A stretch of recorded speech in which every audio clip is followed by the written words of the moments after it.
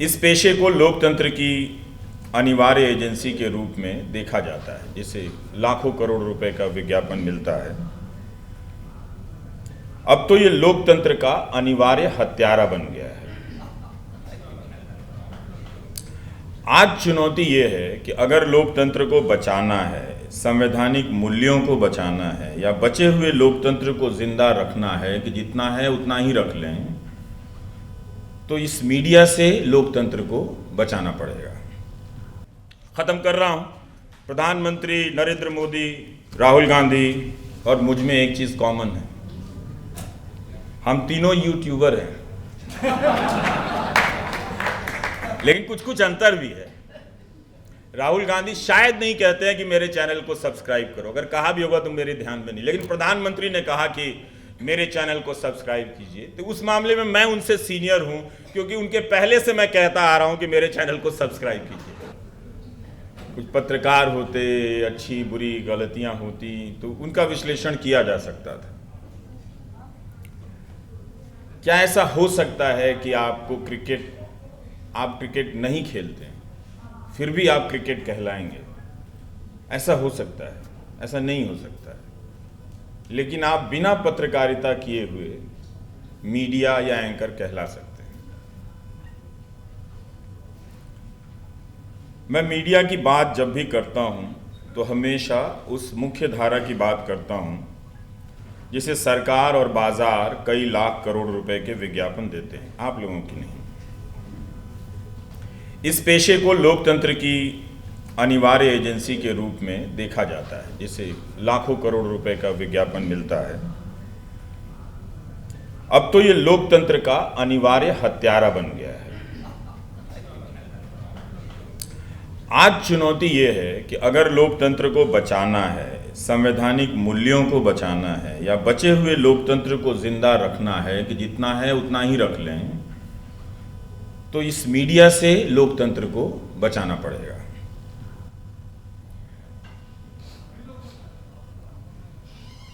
इस दौरान 10 साल, जो 2014 जिसके बारे में प्रधानमंत्री जी ने कहा कि वो तारीख नहीं है, बदलाव का एक युग है। जो अपने पेशे में नहीं दिखी वो चीज है सपना। मुख्य धारा के भीतर काम करने वाले पत्रकारों के बीच अपने पेशे को लेकर कोई सपना नजर नहीं आता। जब मैं मिलता हूं लोगों से, और जब सपना नहीं है तो जाहिर है जज्बा भी नहीं होगा। पत्रकारिता का कोई भी मूल्य, कोई भी सपना संवैधानिक मूल्यों और लोकतांत्रिक मूल्यों के बगैर तो हो ही नहीं सकता है। उनके भीतर का पत्रकार होने, अच्छा पत्रकार होने की होड़ या सपना, अब सब कुछ खत्म हो चुका है और सबने तरह तरह के बहाने ओढ़ लिए हैं। जो उनकी मुखरता थी समय समय पर या असमय या आदतन, वो सब अब मिमियाहट में बदल गई है। और ये कोई छोटी इंडस्ट्री की बात नहीं कर रहा हूँ, काफ़ी बड़ी इंडस्ट्री है। हजारों की संख्या में लोग इसमें काम करते हैं। काम करने के लिए हजारों की संख्या में लोग पत्रकारिता की पढ़ाई करते हैं, और इन सब की संख्या मिला दें तो ठीक ठाक एक संख्या बन जाती है। फिर भी पत्रकारिता को लेकर इनके बीच कोई सपना नजर नहीं आता मुझे। ऐसा होना चाहिए जैसे कोई बल्लेबाज सोचता होगा कि हमारी बल्लेबाजी या गेंदबाजी इस तरह की होनी चाहिए, गेंद की रफ्तार ऐसी होनी चाहिए, उसका स्विंग ऐसा होना चाहिए। इस तरह का सपना मुझे इस पेशे से जुड़े हुए लोग, पढ़ने वाले लोगों में नजर नहीं आता है। हो सकता है मेरे देखने में कोई कमी हो, और कोई बहस नहीं, कोई आग नहीं। कई बार सोचता हूं कि जो छात्र यूनिवर्सिटी जा रहे हैं पत्रकारिता की पढ़ाई करने के लिए, जब पत्रकारिता ही नहीं बची है किस लिए जा रहे हैं? जब पेशा ही खत्म हो गया है तो सिलेबस में उस पेशे के बारे में पढ़कर अब वो क्या करेंगे? चिंता होती है। नौजवान लोग हैं, हम अपनी उम्र में फिर भी अवसर हमें मिल जाते थे कुछ ना कुछ करते रहने के। और जब ये पत्रकार घर जाते होंगे या घर से दफ्तर आते होंगे तो क्या बात करते होंगे? कौन सी ऐसी खबर लेकर आते होंगे जनता की, जिसे रिपोर्टर लेकर दौड़कर संपादक के पास जाता होगा, संपादक दौड़कर उसको लेकर जनता के बीच, अपने पाठकों के बीच जाता होगा। क्या सोचकर वो घर से दफ्तर के लिए निकलता होगा और रात को जब घर के लिए चलता होगा तो किस स्टोरी के बारे में क्या सोचता होगा कि किसे बनाकर उसे पत्रकार होने का आज सुख मिला है। इसका हम सबको अनुभव हुआ था, इसलिए इसकी बात कर रहा हूँ। जब हम इस पेशे में आए थे तो दूसरे चैनल के पत्रकारों से भी इस तरह की बातें हुआ करती थी कि तुम्हारी स्टोरी में वो एंगल छूट गया था, हमारी स्टोरी ज़्यादा करेक्ट है तुमसे, तुमने गलत सोर्स से बात की है, तुम्हारा लेकिन शॉट अच्छा था, तुम्हारा कैमरामैन अच्छा है पर हमारे चैनल के कैमरामैन अच्छे नहीं हैं। तो इस तरह की बातें होती थी। और जब कैमरामैन से बात होता था तो वो बताया करते थे कि आपके विजुअल में साउंड की क्वालिटी अच्छी नहीं थी। तो कुछ होने का या हो जाने का एक सुख था, अभ्यास था, जिसे हम लगातार कर रहे थे।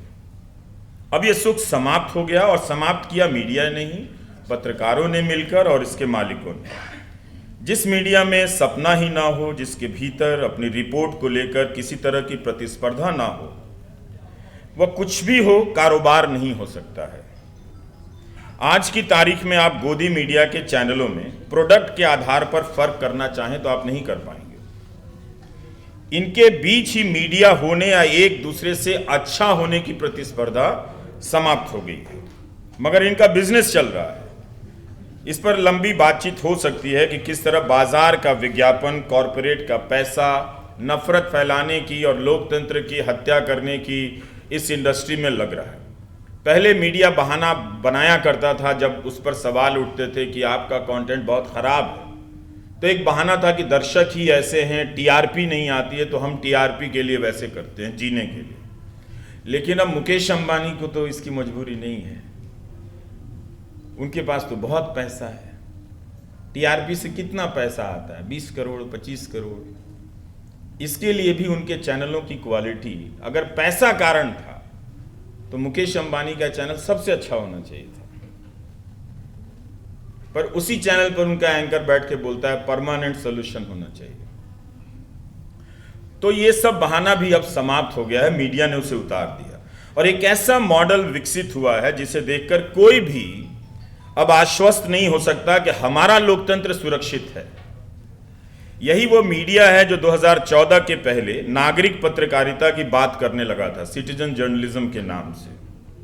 नागरिकों की तरफ से सवाल पूछकर उन्हें सशक्त बना रहा था और बीच बीच में भटक भी जाता था, भूत प्रेत करने लगता था और फिर अपने काम पर लौट भी आता था कई बार, क्योंकि जनता के बीच ऐसा कुछ घट जाता था कि उसे लगता था कि उसके होने की तमाम जिम्मेदारियों में, तमाम भटकनों के बावजूद एक जिम्मेदारी है कि उसके बीच जाना है, क्योंकि जनता के बीच किसी तरह की सक्रियता नजर आती है। और इसीलिए आंदोलनों के बीच कई बार टेलीविजन चैनल स्टूडियो बनाने लगे और लाइव वहां से रिकॉर्डिंग होने लगी। जनता के बीच खड़े होकर वहां कुर्सी लगा दी गई और एक नया तरह का स्पेस बन रहा था।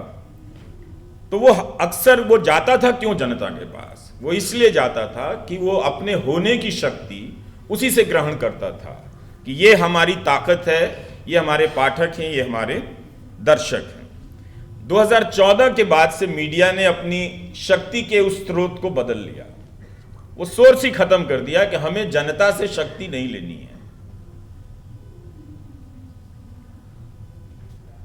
सरकार से शक्ति लेने लगा और पूछना बंद कर दिया सरकार से, जनता से पूछने लगा, आपको चिन्हित करने लगा, आपके लेखकों को चिन्हित करने लगा, उन्हें गद्दार, देशद्रोह, तरह तरह के नामों से पुकारने लगा। वो एक तरह से जैसे चुनावों के समय पहले बाहुबली हुआ करते थे, उसी तरह से अब ये सूचना के नए बाहुबली हैं। ये सारे लोग लठायत हैं, इनका काम आपको सूचना देना नहीं है, बल्कि यहां की सूचना कहीं और ना पहुंच जाए उसे रोकना है। ये सूचना के लठायत हैं ये सारे जो अभी आए हैं। ज्यादा अच्छा शब्द गुंडा लगता है, लेकिन ठीक नहीं लगता है, क्योंकि गुंडो वो कहीं और भी उसके कई सारे अर्थ निकल आते हैं उसके। तो इसीलिए आप देखेंगे कि वो जनता को धमकाता है। यहीं पे जब ओलंपिक पदक विजेता महिलाएं प्रदर्शन कर रही थी, कहा करती थी कि हमारा इंटरव्यू लेने तो बहुत लोग आते हैं, पर दिखता कहीं नहीं है, उन्हें नहीं दिखाया गया। और जब किसान आंदोलन करने गए तो बिना जाने पड़ताल किए मीडिया ने झट से उन्हें आतंकवादी कह दिया। यह कभी नहीं हुआ। जिन्हें अन्नदाता कहा जाता था, पता नहीं किसानों के लिए कितनी अलंकृत शब्दावलियां विकसित कर दी गई थी कि ये हैं वो हैं, उन्हें एक झटके में आतंकवादी कह दिया गया, आंदोलनजीवी कह दिया गया। तो उन्होंने साफ कर दिया कि अब हमें इनसे अपनी शक्ति नहीं चाहिए।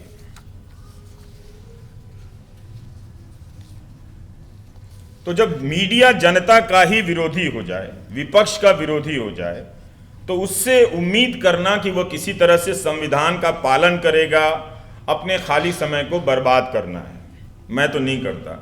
लोकतंत्र विरोधी होने के लिए जरूरी था कि मीडिया जनता और विपक्ष दोनों को बाहर कर दे अपनी परिभाषा से, और अपने काम से उसने कर दिया। इसलिए 2014 सिर्फ तारीख नहीं है, बदलाव का युग है। इसके बाद एक चीज की और जरूरत थी, सूचना को बाहर कर देने की। वो काम भी बहुत आसानी से किया गया।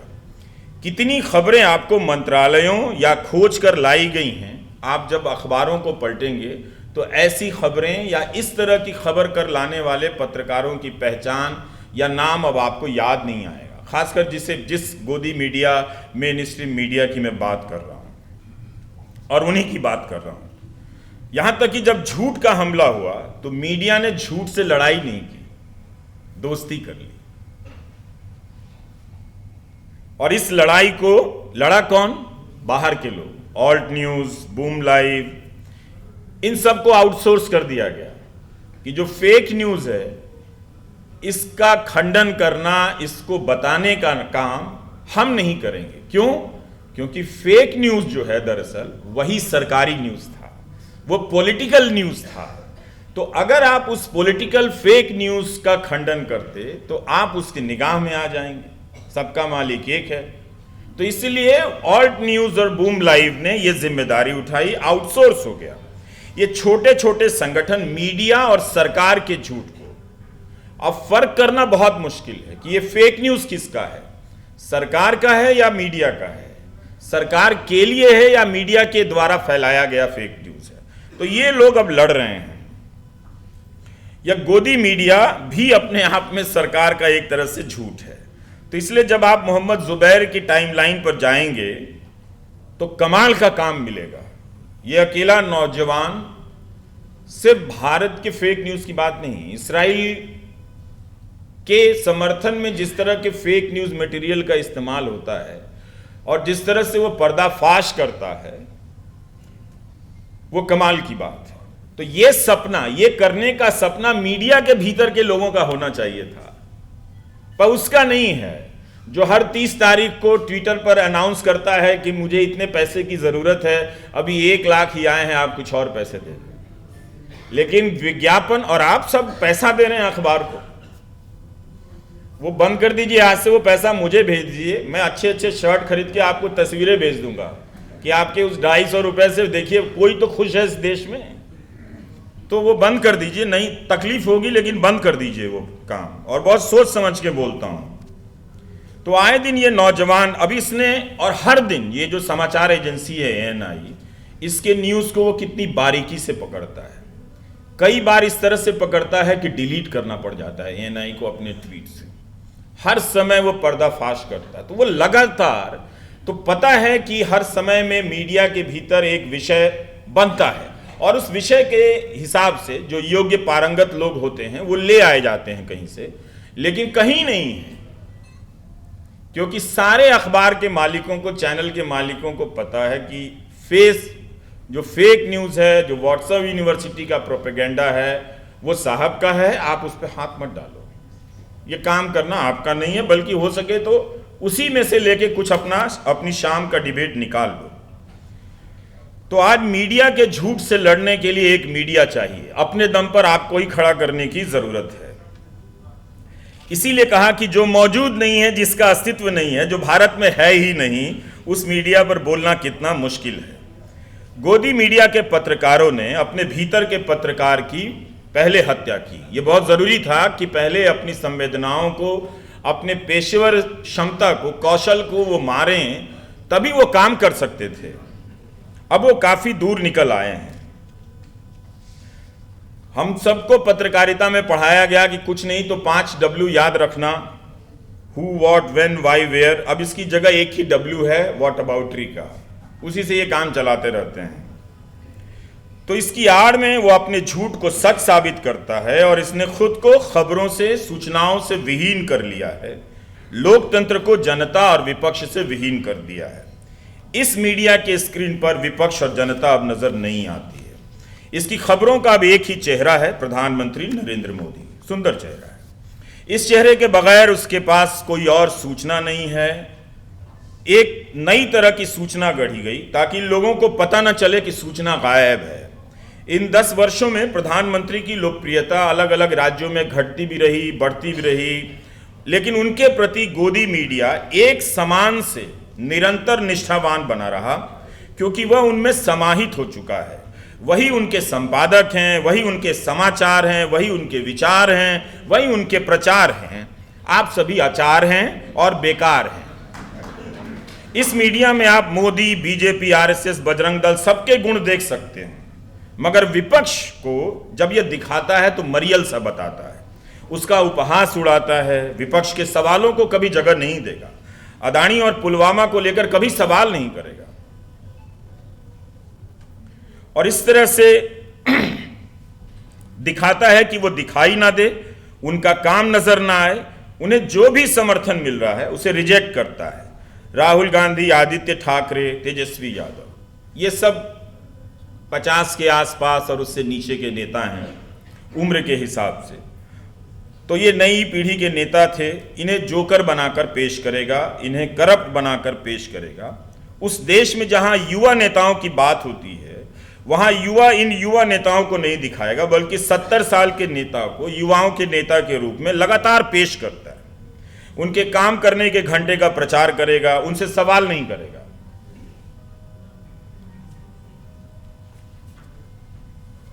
तो विकल्प की कल्पना से मुक्त यह गोदी मीडिया मोदी का संकल्प ले चुका है। वह उनकी पूजा भी करता है और अपने दर्शकों से उनकी पूजा भी कराता है। एक एंकर जोड़कर बता रहा था कि प्रधानमंत्री 100 घंटे काम कर सकते हैं, तो युवा 70 घंटे काम क्यों नहीं कर सकते? देश में बेरोजगारी है, काम नहीं है, कम सैलरी की नौकरी है, लेकिन यह उपदेश दे रहा है कि आप 70 घंटे काम क्यों नहीं कर सकते। जैसे सभी को काम मिल गया है, बस युवाओं ने काम में मन लगाना छोड़ दिया है। वो दफ्तर नहीं जा रहे हैं, वो छुट्टी पे घर बैठे हुए हैं। 2019 में इन युवाओं से कहा गया कि पकौड़ा तलना भी रोजगार है। अब उसे सुनाया जा रहा है कि 70 घंटे काम करो और काम का पता नहीं। वो आजीवन सैनिक बनना चाहता है हमारा युवा, आपने 4 साल का अग्निवीर बना दिया। यह एंकर क्यों नहीं कहता कि जवान को पूरी नौकरी मिलनी चाहिए, लेकिन इसके विकल्प में किस तरह के सवाल मीडिया समाज के बीच पहुंचा रहा है? इसलिए कि इसे जनता की बात करनी ही नहीं है, जनता को डांट लगानी है। इसने बहुत दुस्साहस के साथ जनता को बताकर, सामने से नजर मिलाकर जनता को ही भगा दिया। और हैरानी होती है कि जो जनता शाम को दर्शक होती है, सुबह पाठक होती है, कैसे इसे सहन कर रही है। क्या इसके पास इस गोदी मीडिया के को ना देखने का कोई भी लोकतांत्रिक तरीका नहीं बचा है? भारत के लोकतांत्रिक इतिहास में मीडिया समय समय पर कभी स्वतंत्र रहा, कभी नहीं रहा, कभी आधा रहा, कभी गुलाम रहा, मगर इसका पाठक कभी भी गुलाम नहीं था, इसका दर्शक कभी भी गुलाम नहीं था। वह एक स्वायत्त संस्था थी दर्शकों और पाठकों की। मगर अब पाठक और दर्शक होने की स्वायत्तता ही समाप्त हो गई है। जिस तरह से पत्रकारों ने अपने भीतर के पत्रकार की हत्या कर दी, उसी तरह इन दर्शक और पाठकों ने अपने भीतर के दर्शक और पाठक की हत्या कर दी। उसकी जगह धर्म को बिठा लिया है। ऐसा नहीं है कि उनके भीतर संवेदनाएं नहीं हैं, बिल्कुल हैं, मगर उनकी जगह किसी की हत्या पर खुश होने, किसी समुदाय के परमानेंट सॉल्यूशन की बात करते हुए गर्व करने की एक नई संवेदना आ गई है। तो जो गोदी मीडिया और उसके पाठक और दर्शकों का संबंध है, इस पर गहराई से और आप विद्वानों को अध्ययन करना चाहिए। यह केवल राजनीतिक ही नहीं, मनोवैज्ञानिक संबंध भी है जो विकसित हुआ है। अब वह सही खबर नहीं पढ़ सकता। जब तक गलत खबर नहीं पढ़ेगा तब तक मानेगा ही नहीं कि उसने जो खबर देखी है वो सही है। गोदी मीडिया नहीं देखने की कई बार मैं बातें करता हूं। क्या आपको लगता है कि इतना आसान है कि कोई गोदी मीडिया ना देखे? यह तो वैसे ही है जैसे किसी रील्स देखने वाले को आप समझा रहे हैं कि तुम रील्स मत देखो। यह एक ऐसी आदत है जिससे बाहर आना सभी के बस की बात नहीं होती है। आप धर्मनिरपेक्षता से सांप्रदायिक बहुत आसानी से हो सकते हैं, लेकिन सांप्रदायिकता से धर्मनिरपेक्ष होने में या मानव होने में, मानवीय गुणों से अपने आप को उस पर लाने में बहुत ही असाध्य प्रक्रिया है। यह सबके बस की बात नहीं है। जो एक बार सांप्रदायिक होता है वो बहुत लंबे समय के लिए सांप्रदायिक होता है, और जो सांप्रदायिक होता है वो उसके साथ साथ हत्यारा भी होता है। अगर हत्यारा नहीं होता है तो हत्या का समर्थक होता है। तो इतना आसान नहीं है कि आप उससे एक झटके में कह दें कि तुम गोदी मीडिया मत देखो। वो क्या करेगा, वो कैसे जिएगा, उसे अब जीना भूल गया है वो। जब तक गोदी मीडिया के खिलाफ नागरिकों का आंदोलन नहीं होगा, लोग घर घर जाकर नहीं समझाएंगे, तब तक भारत को लोकतांत्रिक और लोकतंत्र के लिए खड़ा होने वाला मीडिया नहीं मिलेगा। भारत की लोकतंत्र की यात्रा में मीडिया की अच्छी भूमिका रही है, जिसे हम प्रेस के रूप में जानते थे। विभाजन की आग में घी डालने में भी इसकी भूमिका रही है, तभी गांधी जी ने अखबार ना पढ़ने की सलाह दी थी। अखबारों की विभाजनकारी खबरों पर टिप्पणी बहुत लोगों ने की है, लेकिन कई बार सोचता हूं कि 1947 के आसपास उन सांप्रदायिक संपादकों और पत्रकारों का आगे चलकर क्या हुआ, पत्रकारिता में भी और पत्रकारिता के बाद वे क्या करने लगे, किस तरह से समाज में स्थापित हुए। इसकी जब कल्पना करता हूं तो जिज्ञासा होती है कि जानूं जरा कि जिन लोगों ने 1947 के समय में इस तरह की सांप्रदायिक खबरें उठाई, उड़ाई, छापी, और जिसके नतीजे में कई जगहों पर दंगे हुए और कई बार सरदार पटेल की झुंझलाहट भी मिलती है, देखने को, पढ़ने को मिलती है, तो क्या हुआ उन लोगों का क्या हुआ? क्या वो राजनीति में सुरक्षित हुए, समाज में प्रतिष्ठित हुए? इसका जवाब मुझे नहीं मिलता है, शायद किसी और के पास हो। लेकिन उसी दौर में सांप्रदायिकता का विरोध करने वाले थोड़े पहले गणेश शंकर विद्यार्थी दंगों के बीच ही मारे गए। लेकिन ये सवाल फिर भी रह जाता है, तो भारत की पत्रकारिता में सांप्रदायिकता का अंश तो रहा है, मगर आज जो है वो अलग है। अब सांप्रदायिकता ही पत्रकारिता है। आप सांप्रदायिकता के बगैर पत्रकारिता की कल्पना नहीं कर सकते हैं।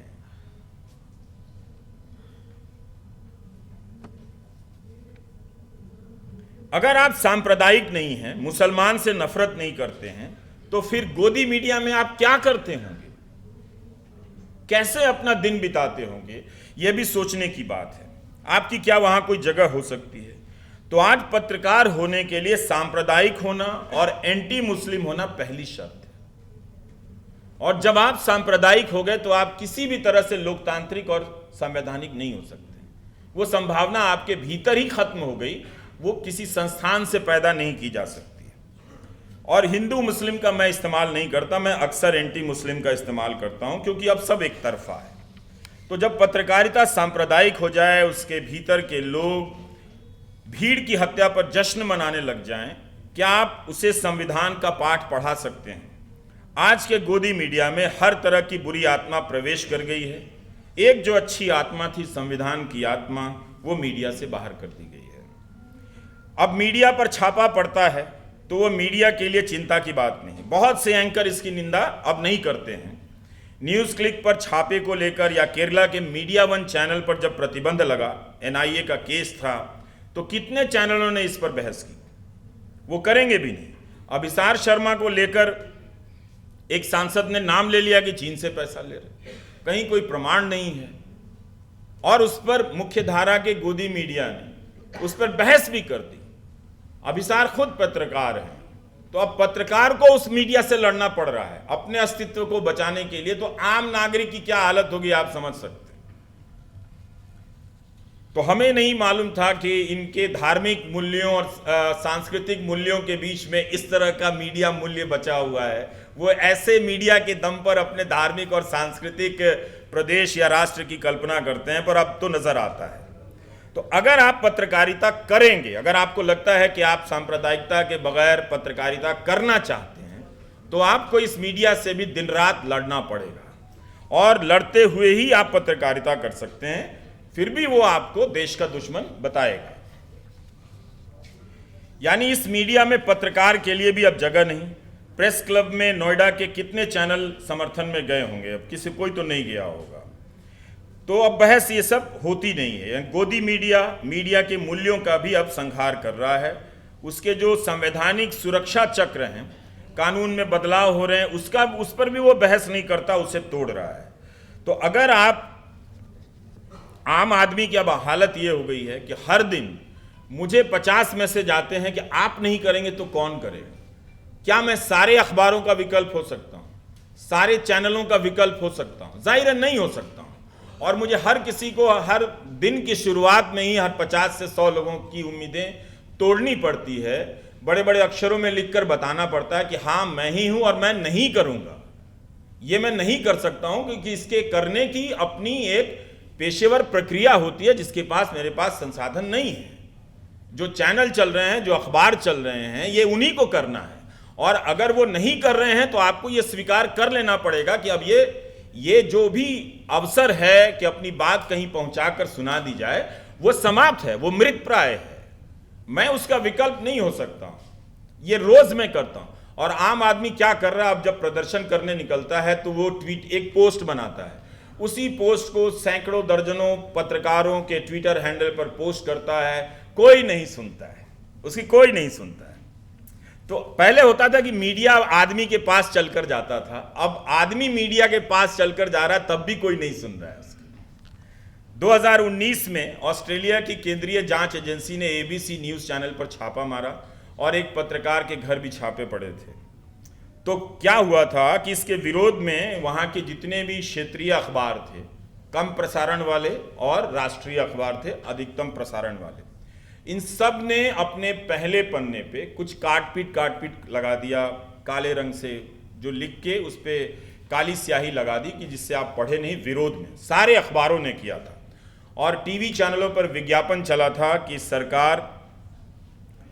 जब सरकार आपसे सच छुपाना चाहती है तो वो क्या है जो छुपाना चाहती है। इस तरह से चला था उस देश में। हम मदर ऑफ डेमोक्रेसी हैं, क्या हमारे यहां चल सकता है? नहीं चल सकता है। तो ये, और इन पत्रकारों ने रिपोर्ट क्या की थी? रिपोर्ट ये थी कि अफगानिस्तान में ऑस्ट्रेलिया की सेना ने किस तरह से युद्ध के नियमों को तोड़ा है और युद्ध का अपराध किया है। क्या आप आज के भारत में इस तरह की स्टोरी की कल्पना कर सकते हैं? नहीं कर सकते। और इससे वहां के जो प्रधानमंत्री थे उस वक्त, नाम भूल रहा हूं, लिख कर लाया था कहीं, स्कॉट मॉरिसन, बड़ी दिक्कत हो गई उनकी। तो एक राइट टू नो कोएलिशन बना था, राइट टू नो कोएलिशन। हमारे यहां right to know, RTI, right to information कानून है, उसकी दुर्दशा आप जाकर देख लीजिए कि क्या हो गई। उस कानून का भी इस्तेमाल सूचना हासिल करने के लिए ये लाखों करोड़ के विज्ञापन वाले मीडिया में आपको 1-2 पत्रकार ही मिलेंगे, वो भी अखबार में मिलेंगे। तो जो RTI का कानून लाया गया, जिसका सबसे ज्यादा इस्तेमाल पत्रकारों को करना था, उन्होंने ही सबसे कम किया।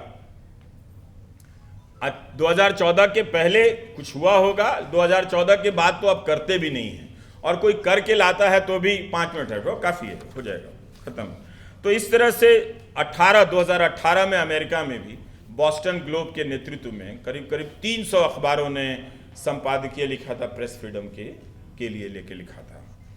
तो ऐसा नहीं है कि मैं पश्चिम के अखबारों को आदर्श के रूप में पेश कर रहा हूँ, अभी तो बिल्कुल भी नहीं कर सकते। इसराइल और गजा को लेकर जिस तरह से उनकी रिपोर्टिंग है वो बहुत ख़राब है, लेकिन उसी रिपोर्टिंग में उन्हीं चैनलों के प्रतिनिधि आप देखेंगे जो गजा में मारे जा रहे हैं।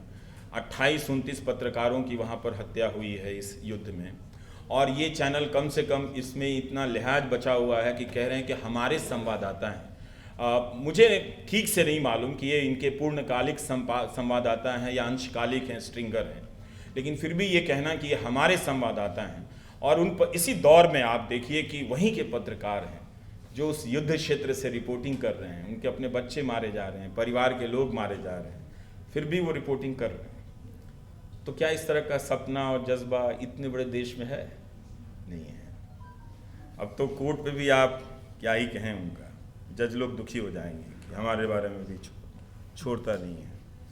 तो इस तरह से आप देखिए कि कितना एक ज़रूरी पेशा था, डॉक्टर की तरह ही एक ज़रूरी पेशा है। डॉक्टर भी वहाँ से नहीं भाग रहे हैं, अल-शिफा अस्पताल के डॉक्टरों ने तो मैदान छोड़कर नहीं भागे, वो वहाँ टिके हुए हैं। कायदे से आज के मीडिया में वो उन्हें हीरो बनाया जाना चाहिए था कि ये कौन लोग हैं जो अपनों को मरता हुआ देख रहे हैं, दूसरों को बचाने की कोशिश कर रहे हैं। पता है कि बिजली जाएगी और अस्पताल पर बम गिरने वाला है, ठीक से पता है, 100% पता है कि यही होने वाला है, तब भी वो मरने के लिए वहाँ पर खड़े हैं। इस 10 वर्षों में भारत के लोकतंत्र पर कितना हमला हुआ। नागरिकों से जब लोग मुझसे पूछते मुझे क्या करना चाहिए, मैं बताता हूँ उपाय। ऐसा उपाय बताऊंगा कि कपड़े भी गंदे नहीं होंगे। तुम इस गोदी मीडिया के अखबार और न्यूज़ चैनल को 250 रुपया देना बंद कर दो। इतना काम नहीं होता है। जिन अखबारों में सांप्रदायिक खबरें छपती हैं, जिनके खिलाफ छपती हैं, वो भी लेके पढ़ रहे होते हैं उसे, क्योंकि उनमें उनका भी फोटो छप जाता है कभी कभी। तो जब आप इस मीडिया से नहीं लड़ सकते, तो जब आप कोई भी लड़ाई आज के दौर में इस गोदी मीडिया के बनाए हुए मूल्य जाल से लड़े बगैर, वो लोकतांत्रिक और संवैधानिक लड़ाई हो ही नहीं सकती। इसका मतलब है कि आप समय बर्बाद कर रहे हैं। ख़त्म कर रहा हूँ। प्रधानमंत्री नरेंद्र मोदी, राहुल गांधी और मुझ में एक चीज़ कॉमन है, हम तीनों यूट्यूबर हैं। लेकिन कुछ कुछ अंतर भी है। राहुल गांधी शायद नहीं कहते हैं कि मेरे चैनल को सब्सक्राइब करो, अगर कहा भी होगा तो मेरे ध्यान में नहीं, लेकिन प्रधानमंत्री ने कहा कि मेरे चैनल को सब्सक्राइब कीजिए। तो उस मामले में मैं उनसे सीनियर हूं, क्योंकि उनके पहले से मैं कहता आ रहा हूं कि मेरे चैनल को सब्सक्राइब कीजिए। तो और ट्विटर पर भी मैं उनसे सीनियर हूं, प्रधानमंत्री से उनसे पहले आया हूं ट्विटर पे। तो खैर, अब उनके समर्थक मेरा मजाक उड़ाते थे कि ये ट्विटर पे मांग रहा है और सब्सक्राइबर ढूंढ रहा है, इसको नौकरी से नहीं। देखिए, पत्रकार खुश है पत्रकार की नौकरी जाने से, तो हम यहां तक आ गए हैं। लेकिन वो जब उन्होंने सब्सक्राइबर मांगना शुरू कर दिया तो मैंने कहा चलो, एक मामले में तो मेरी जीत हुई, कम से कम मुझे फॉलो कर रहे हैं और ठीक से अच्छे के लिए फॉलो कर रहे हैं। तो यह है कि आपको समझना चाहिए कि प्रधानमंत्री को क्यों यूट्यूब पर आना पड़ा, राहुल गांधी और मुझे क्यों यूट्यूब पर आना पड़ा। दोनों के कारण अलग हैं। प्रधानमंत्री के पास अगर बाजार का मीडिया उसे छोड़ ही दीजिए, बेहिसाब दूरदर्शन के तमाम चैनल हैं, आकाशवाणी के तमाम चैनल हैं, इसके बाद भी उन्हें यूट्यूब पर जाकर कहना पड़ा कि आप हमें सब्सक्राइब कीजिए। इसलिए नहीं कि टेलीविजन के बताया जाता है कि दर्शक कम हो गए हैं, ये कुछ कारण रहे होंगे, या फिर इन एंकरों की साख खत्म हो गई है तो अब ज्यादा उससे वसूली नहीं हो रही है। पर मुझे लगता है कि ये बहुत ज्यादा मजबूत कारण नहीं है। हमें ये कभी भी भ्रम में नहीं रहना चाहिए कि YouTube का जो स्पेस है वो कोई गैर सांप्रदायिक स्पेस है। वहां पर ज्यादा सांप्रदायिकता, मुख्य धारा के गोदी मीडिया से कहीं ज्यादा सांप्रदायिक पत्रकारिता या फिर सामग्रियां, ऐसे कार्यक्रम मजबूती से जमे हुए हैं। तो प्रधानमंत्री उनके तक पहुंचने के लिए कह रहे हैं कि मुझे भी सब्सक्राइब कर लो और अपने अपने कार्यक्रम में मेरा भी थोड़ा थोड़ा डालना शुरू करो। तो ये किए है।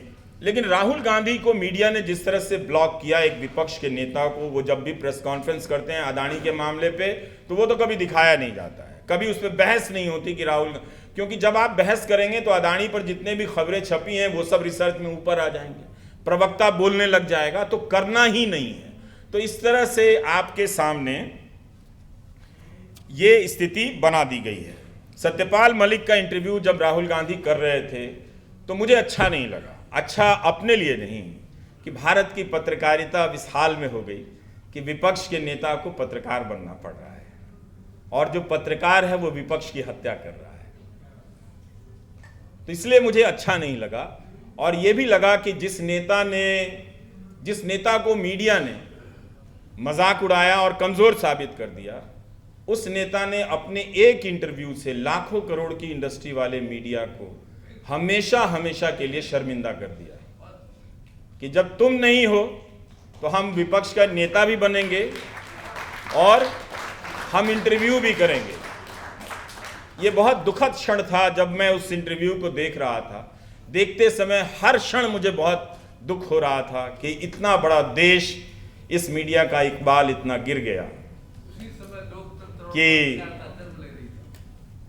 नहीं, अभी हम भ्रम में नहीं रहते हैं।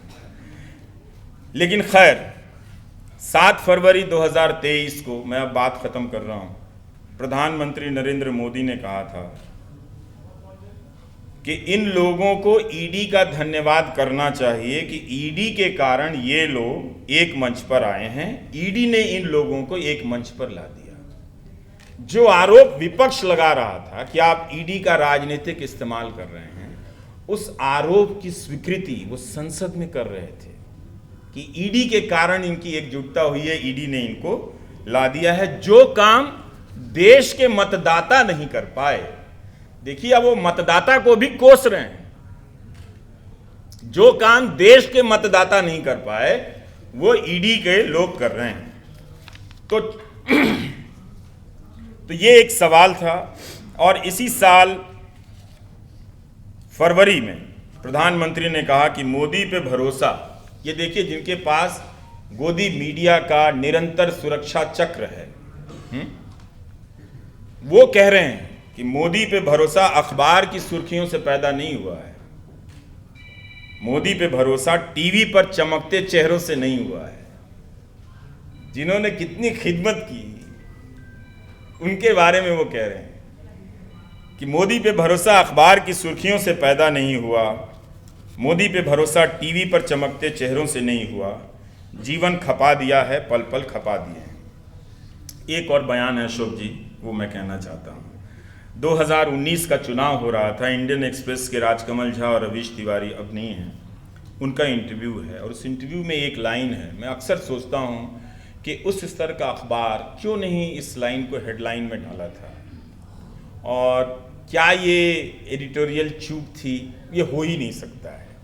हम सब जब किसी बड़े नेता का इंटरव्यू करते हैं तो उसकी एक एक बात पे बहुत गहरी निगाह होती है और उसकी 3-4 बातों में से हम चुनाव करते हैं कि किस लाइन को हम हेडलाइन बनाएं जो लगे कि उसका न्यूज़ वैल्यू ज़्यादा है। तो प्रधानमंत्री कहते हैं, whether news gets published is not the only thing in a democracy. समाचार प्रकाशित होता है या नहीं, लोकतंत्र में यही एकमात्र चीज़ नहीं है। नमस्कार।